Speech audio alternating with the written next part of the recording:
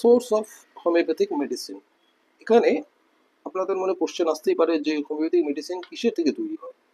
দেখুন, যেগুলো আমাদের মেডিসিন, খুব কমন মেডিসিন নিয়ে আলোচনা করব, যেগুলো আপনি জানেন বা আপনারা শুনেছেন, যেরকম ধরুন বেলেডোনা, নাক্স ভূমিকা, আর্নিকা, এগুলো সব প্লান্ট সোর্স, সব গাছে থেকে তৈরি হয়, ফ্রেশ প্লান্ট এক্সট্রাক্ট থেকে তৈরি হয়।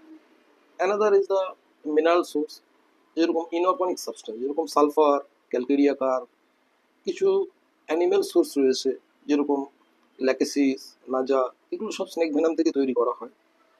And another source is no source, যেগুলো ডিজিজ প্রোডাক্ট থেকে তৈরি হয়, যেরকম টিউবারকুলার লাং থেকে তৈরি হয়, যেরকম টিউবারকুলিনাম, ব্যাসিলিনাম, আরও ডিজিজ প্রোডাক্ট যেগুলো রয়েছে যেমন syphilinum, medorrhinum.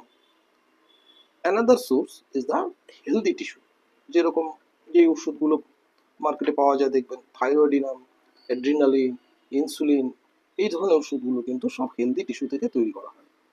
Another source is the imponderabilia, that is prepared from the natural source, যেরকম ধরুন X ray, prepared from the X ray radiation, electricals, electricities, prepared from the electricity.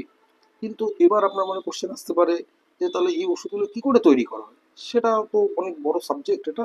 তো এবার হচ্ছে যে সেটা আপনি খুব যেটা ইনস্ট্রাকশন দেওয়া রয়েছে হোমিওপ্যাথি ফার্মাকপি অফ ইন্ডিয়াতে, সেখানে বিভিন্ন মেডিসিনগুলোকে ক্লাস 1, ক্লাস 2, ক্লাস 3 এভাবে ভাগ করা আছে, সেখান থেকে সেই ইনস্ট্রাকশন অনুযায়ী আমরা মেডিসিনগুলো তৈরি করি।